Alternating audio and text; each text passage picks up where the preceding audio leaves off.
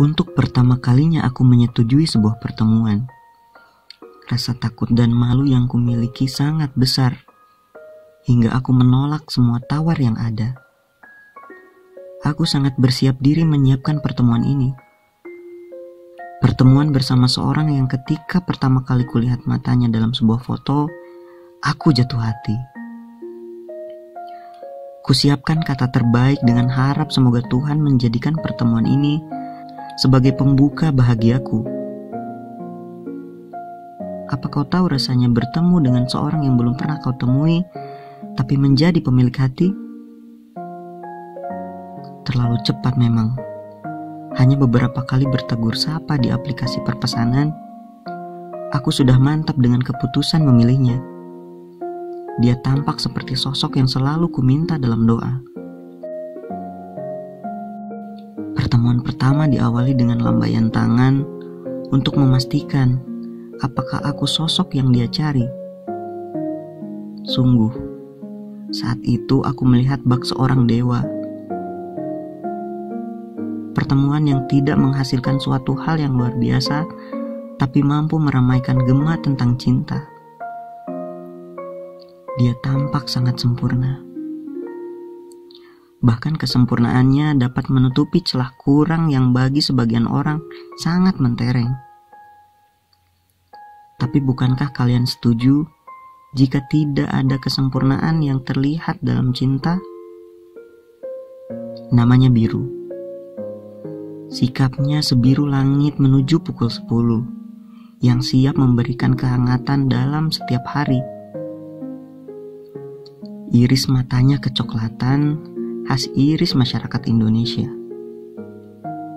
Tapi melihat ukiran alis yang membentang tebal membentuk sudut rapi di ujungnya, siapapun pasti akan sepakat dia mempunyai mata yang indah. Garis matanya menyiratkan sebuah keluguan. Terdapat garis kerutan di bawah kelopak mata, bahwa sebagai tanda bahwa dia adalah seorang pemikir keras. Hidungnya serasi dengan bentuk alis, tidak mancung, tapi membentuk kesan penuh mengisi wajah. Tubuh jangkungnya mengingatkan pada sosok yang 20 tahun lalu selalu menjadi tempat peluk ketika aku menangis, bahkan hanya karena tidak diizinkan makan es krim coklat. Ayahku, yang hingga saat ini selalu menelpon untuk memastikan apakah anak gadisnya masih sering menangis atau tidak. Aku berjanji bahkan pada diriku sendiri untuk tidak pernah menangis lagi demi ayahku. Bagian yang paling kusukai dari biru adalah suaranya. Kalian pasti berpikir bahwa suaranya terdengar berat dan kalem, yang sering kalian temui pada cerita pangeran tampan di televisi. Sebenarnya tidak seperti itu. Aku menyukai suaranya ketika bernyanyi lagu romantis di telepon, ketika dia mengekspresikan rasa bahagianya.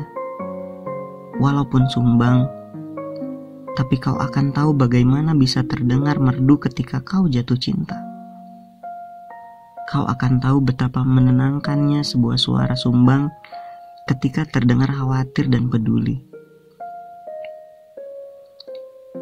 Bukan hanya karena rupa, aku pun menyukai isi pikirannya.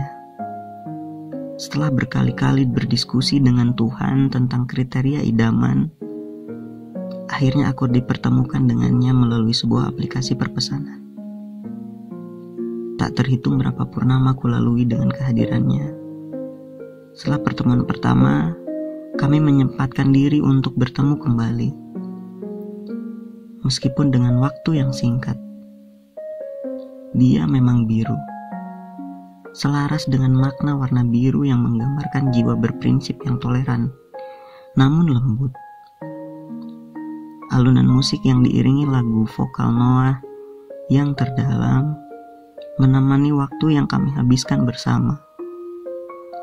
Masih di tempat yang sama saat pertama bertemu, dengan 2 cangkir coklat panas tersaji di meja. Aku tak menyangka bahwa dia menggilai coklat sama sepertiku.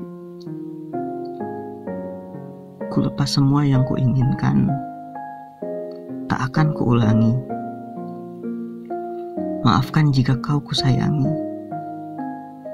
dan bila ku menanti, pernahkah engkau mencoba mengerti? Lihatlah ku di sini.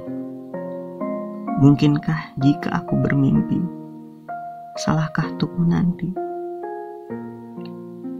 Coklat, sebutan untuk olahan yang terbuat dari biji kakao. Warna coklat merupakan sebuah kealamian yang identik dengan warna tanah, batu, dan kayu. Warna coklat merupakan warna netral yang melambangkan kesahajaan, kesederhanaan, kehangatan, rasa aman dan nyaman. Penyuka coklat biasanya orang yang mencintai ketenangan dan kesederhanaan namun berprinsip dalam menjalani hidup. Mimpi bersama di kehidupan yang akan datang dan rencana kehidupan dalam waktu dekat kami rumuskan bersama. Biruku sangat pandai dalam mengurutkan rencana kehidupan sesuai dengan tujuan hidup. Namun hubungan tidak selalu diselimuti bahagia selamanya. Biruku jatuh dan terlepas dari genggaman. Begitu mudahnya orang melakukan pengkhianatan. Pernahkah kamu dikhianati oleh bunga ranum yang mekar yang indah, tapi tidak semerbak harum?